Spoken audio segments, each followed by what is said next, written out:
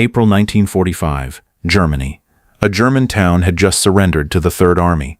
Patton was inspecting the surrender, walking through the town square, meeting with the local German commander to formalize the terms. The Wehrmacht officer was a colonel, tall, gray-haired, a career soldier who'd fought on the Eastern Front. He was there to hand over his garrison, to officially surrender his men and their weapons. The ceremony was supposed to be routine, a formality. The Germans would lay down their arms. The Americans would take control. Standard procedure for the hundreds of surrenders happening across Germany. But as Patton stood there reviewing the surrender documents, something happened that no one expected. The Wehrmacht colonel reached for his sidearm. In one smooth motion, he drew his Luger pistol and pointed it directly at Patton's chest, 4 feet away, point-blank range. The American MPs surrounding Patton immediately reached for their weapons. Soldiers raised their rifles. Everyone froze. But Patton didn't move. He didn't flinch. He didn't step back. He just looked at the German colonel, at the gun pointed at his chest, and then he did something that no one in that square would ever forget. Something that would become one of the most talked-about moments of the entire war. This is the story of what Patton did when a Wehrmacht officer pulled a gun on him. Before we get into this confrontation, if you want more untold stories from World War II, hit that subscribe button. The colonel's name was Oberst Heinrich Müller. He was 52 years old. He'd served in the Wehrmacht for 30 years. He'd fought in Poland, in France, and for 3 brutal years on the Eastern Front against the Russians. He'd seen his country go from victory to victory, and then watched it all collapse. He'd been at Stalingrad, watched an entire army die in the snow. He'd retreated across Poland, seen German cities burning from Allied bombing. He'd witnessed the end of everything he'd fought for. By April 1945, Müller's garrison was surrounded, cut off. The war was clearly over. His orders from Berlin had stopped coming. The radio was silent. He was on his own. His options were surrender or die, fighting a battle that couldn't be won. He chose surrender, but he didn't like it. For a man who'd spent his entire adult life in uniform, who'd defined himself by his rank and his service, surrender felt like death. When Patton arrived to accept the surrender, Müller stood in the town square with his remaining officers, about 30 men, all that was left of a unit that had once numbered in the thousands, men who'd fought beside him for years, who'd survived when so many others hadn't. The ceremony began normally. Patton's aide read out the terms. Unconditional surrender. All weapons to be turned over. All soldiers to be taken into custody as prisoners of war. Standard terms that had been repeated hundreds of times across Germany. Müller listened. His face showed nothing, but inside, something was building. He'd spent 30 years as a German officer. He'd commanded men. He'd fought for his country, and now he was being told to hand over his sidearm, his officer's pistol, the symbol of his rank and his honor. To him, it was unbearable. As Patton stood reviewing the surrender documents, Müller made his decision. He reached down, his hand went to his holster, and in one smooth, practiced motion, he drew his Luger. The sound of leather and metal was loud in the quiet square. Every American soldier reacted instantly. MPs grabbed for their weapons. Soldiers who'd been standing at ease snapped their rifles up. Safeties clicked off. But Patton didn't react at all. But he looked up from the documents, saw the Luger pointed at his chest, and his expression didn't change.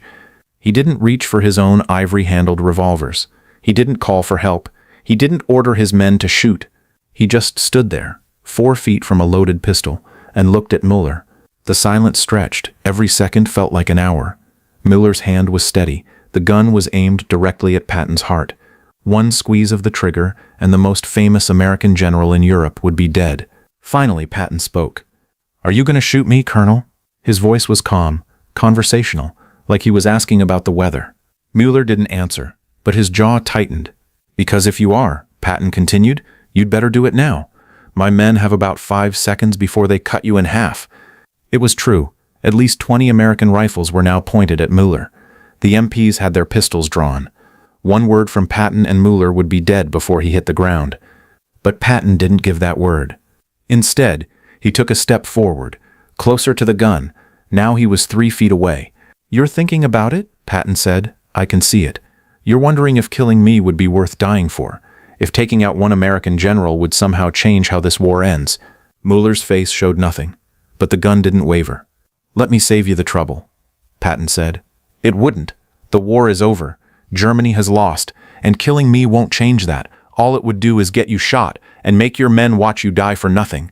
He took another step. Now he was 2 feet from the muzzle of the Luger. "You're a professional soldier," Patton continued.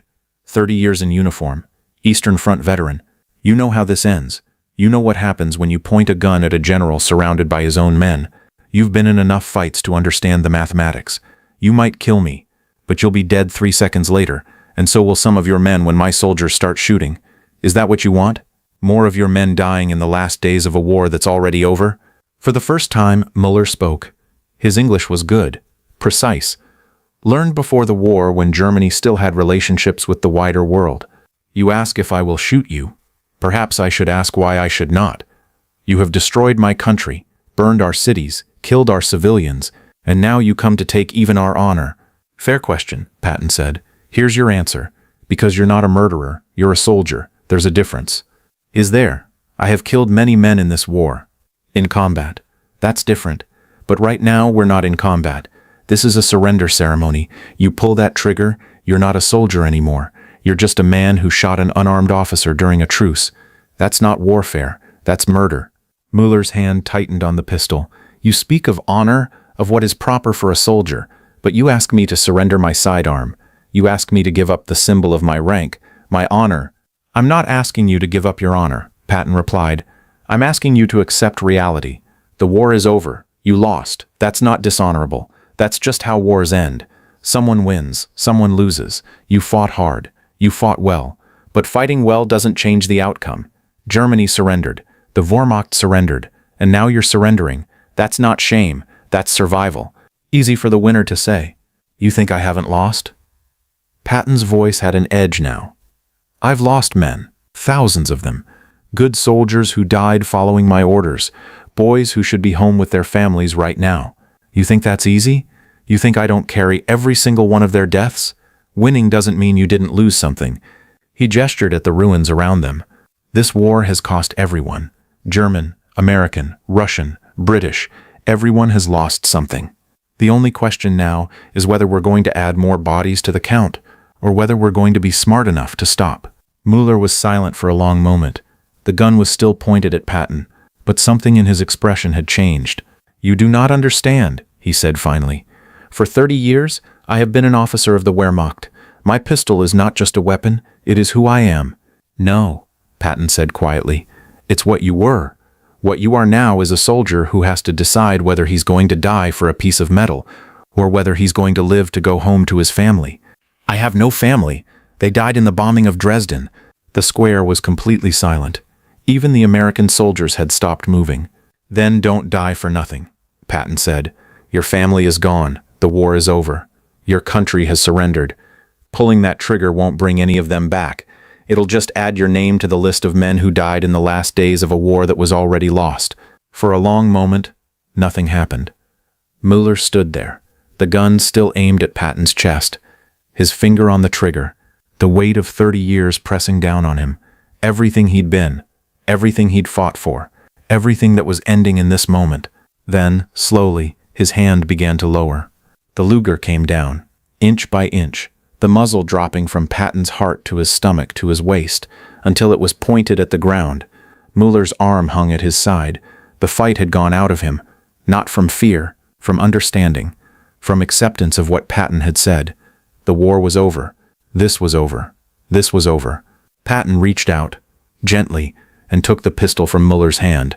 The colonel didn't resist. His hand was shaking now, not from fear, from something else. Exhaustion, grief, the weight of watching his entire world collapse. Patton looked at the Luger, then he did something that surprised everyone. He handed it back. "Keep it," Patton said. "You're right, you've carried that weapon for 30 years. You've earned it. I'm not going to take a soldier's honor, not like this." Müller stared at the gun in his hand, then at Patton. "I do not understand. I pointed this weapon at you, and you didn't shoot. That's the difference between a soldier and a murderer.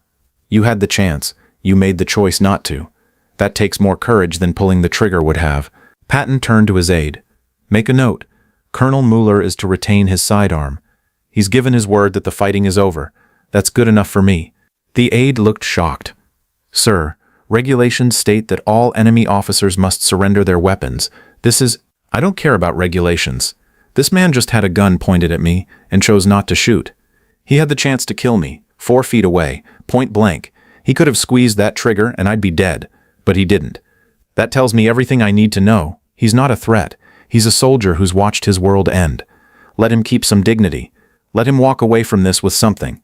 Müller stood there holding the Luger. Tears were streaming down his face now, not from fear, from something else. Relief, respect, recognition of what Patton had just given him. "I will never forget this," Müller said quietly. "Neither will I," Patton replied. "Now go, surrender your men properly, and go home when this is over." The surrender continued, but the mood had changed. The German soldiers had watched their colonel pull a gun on an American general, and they'd watched that general show mercy.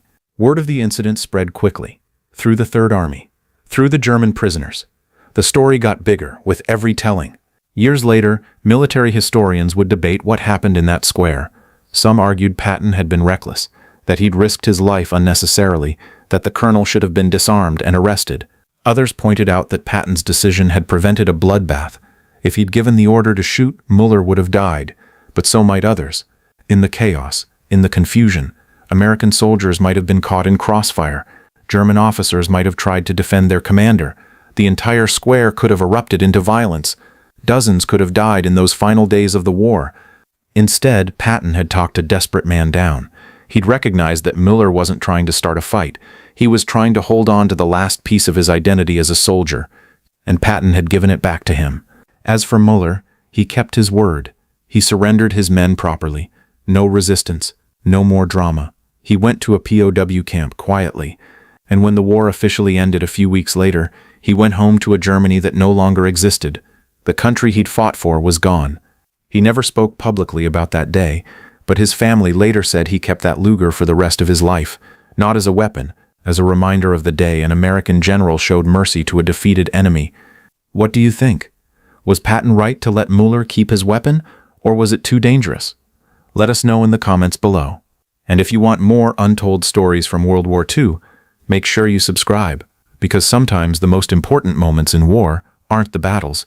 They're the decisions made when someone has to choose between pride and mercy, between regulations and humanity.